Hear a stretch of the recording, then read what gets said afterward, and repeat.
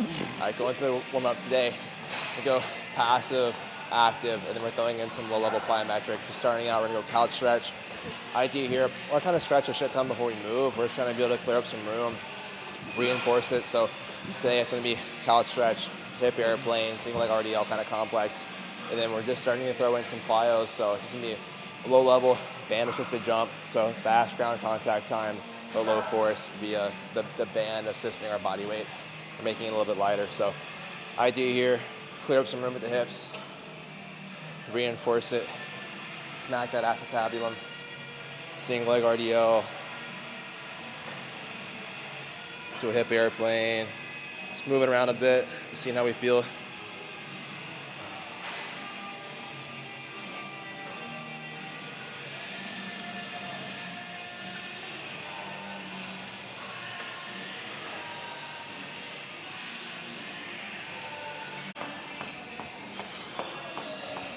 So looking right here, see Joey's not going for height on this, he's going for fast ground contact time with a lot of repetitions.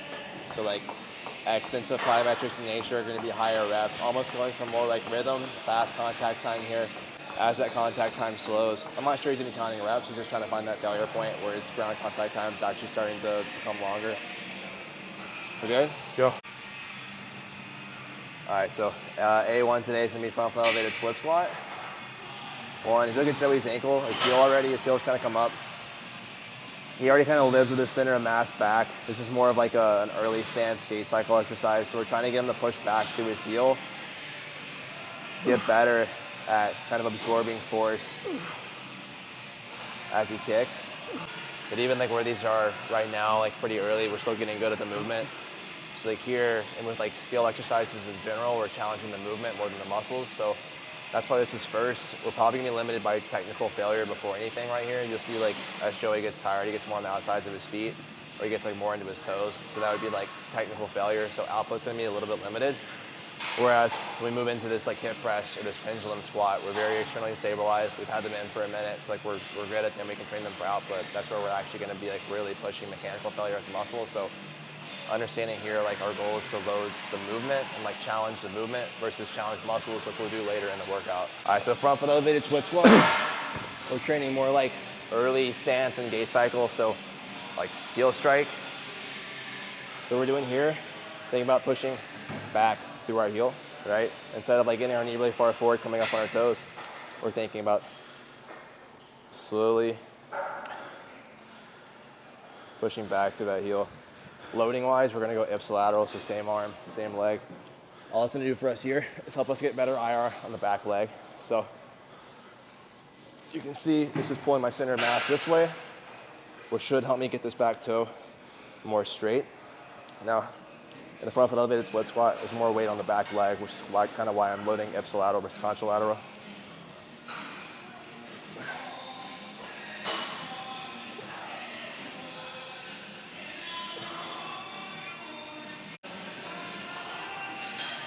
If you can look too, if you get a little closer, you can see when he's talking about staying in his heel, he's talking about staying within heel strike when he's talking about walking.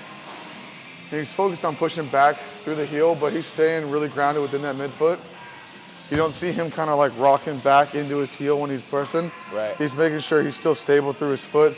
He's just kind of cueing like the weight should shift back to where he's kind of more on his heel versus being like really toe dominant and having that heel come up. He wants to make sure that heel's grounded.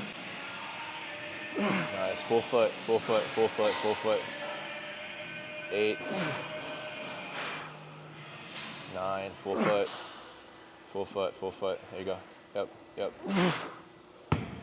Yeah, let me drive off my back toe a little bit better. Yeah. So Joey's going barefoot here. He's also gonna superset this with tib raises, and then he's gonna go walk on the treadmill backwards for 10 minutes. And he's gonna repeat that for as many rounds as he can. Just drive. And then he's done for the day. Oh, then he's gonna do his backwards sled walks. And then I'm gonna go run a marathon barefoot. The hypertrophy phase officially ended when you got that voicemail on Sunday. So as soon as you can start getting selective platinum drug testing, that means hypertrophy phase is over. It's time to get strong. So we got pendulum squat. We just worked on skill over there. So go with our B1, kind of second exercise is gonna be something that's a little bit more output based. We can load it, it's a little bit more simplistic movement. There's gonna be a heavy quad bias for us. Knee extension. Keep your feet down a little bit. Feel a little more knee bendy. Get on the line right there, this one. Yeah.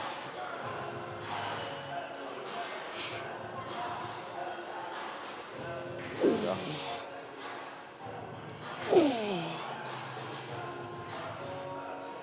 There you go.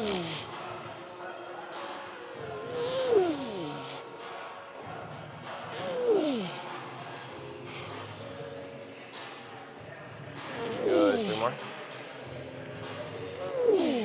Last 2. Good, control the bottom, 1 more.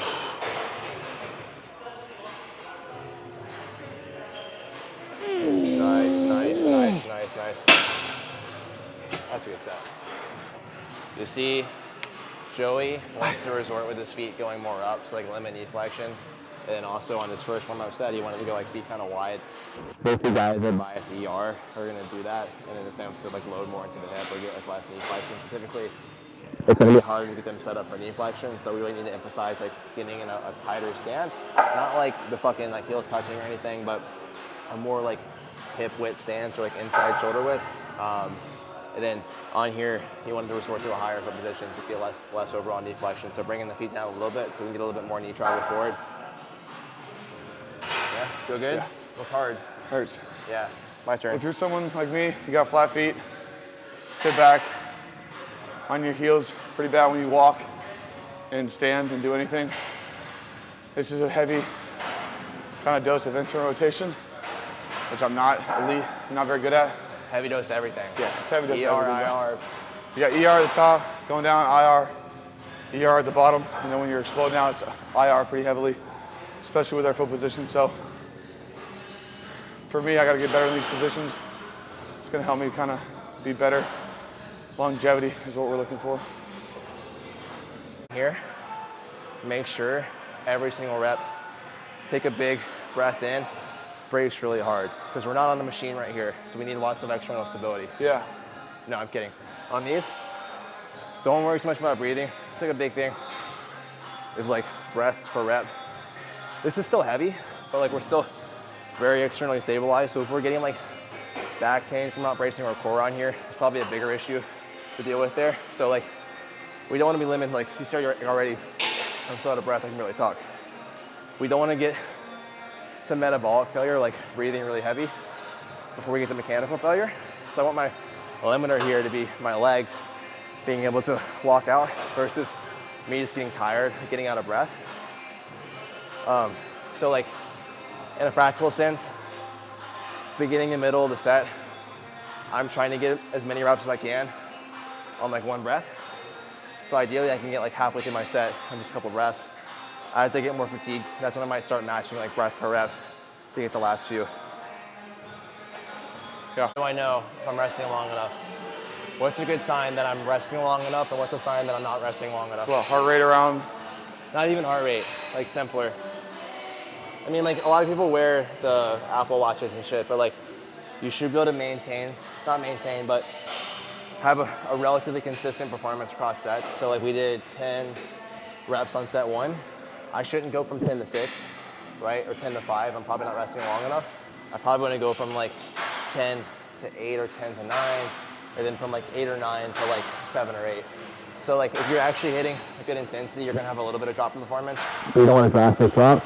If you're not resting long enough, you're gonna see really big jumps, like 10 to 6 to like 4. Yeah. Right, but we're resting 2 to 5 minutes on stuff like this, probably closer to like 4 or 5 minutes.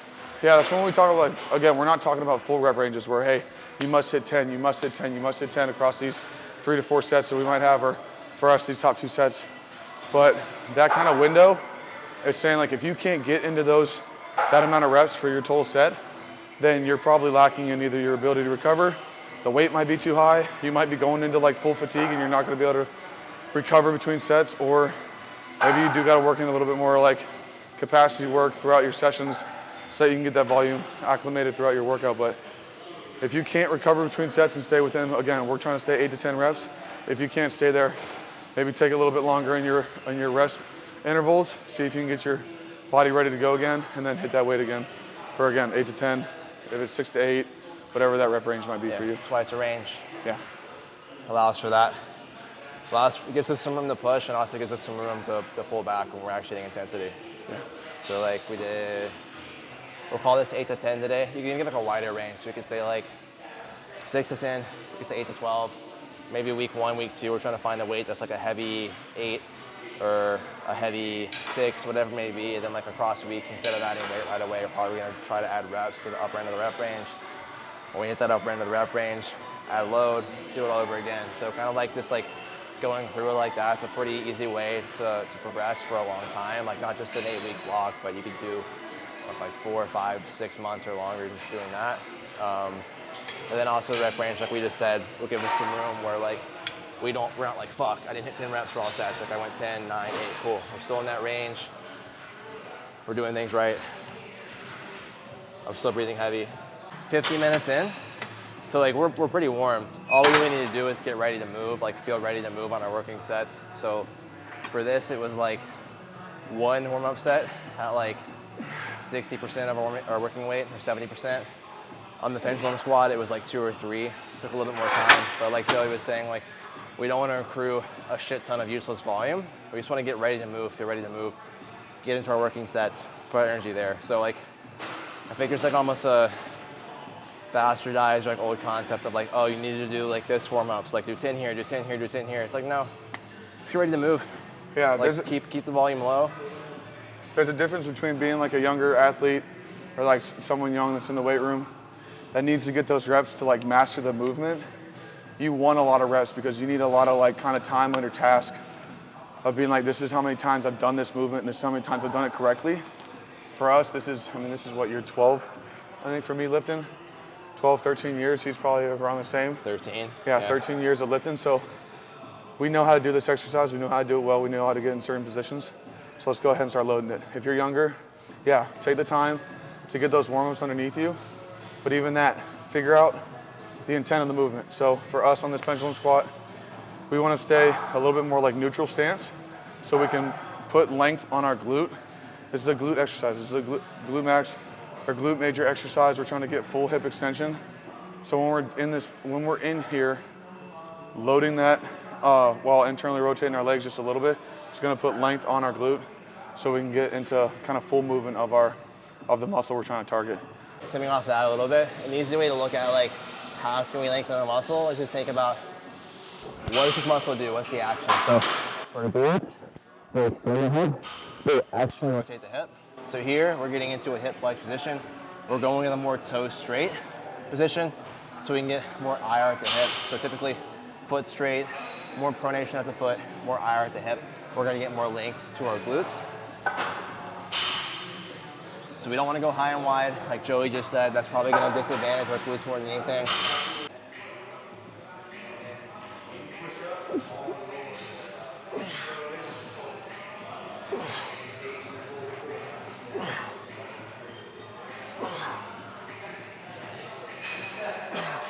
At least 10, come on, 8. What's wrong? I just kind of said 6 to 8. So 1, easy. 2, good. 3, fuck you, come on. 4, good, come on. 5, come on. Last one, come on. Come on. Drive.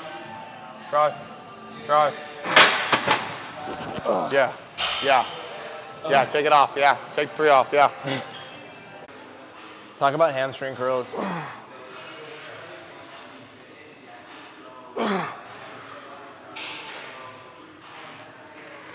on. 2 more. Drive. 1 more. No, fuck off. Dude, my knee's about to give out. Your knee's about to give out. My knee was about to give out, bro. Your pussyitis? Yes. I had one shake on that 5th rep and I was like, oh Lord, if I try to lock this out, my knee's gonna. My knees are too I have that expensive. video. Have you seen the video of the dude like his knee buckles like hyperextends the other way? Yeah. That's all I can think about when I'm in certain like that position. Like, yeah, I did 1,500 pounds on the leg press. It's like, how? Okay, you did, what is that? Like 25, I don't know, like just plates per side.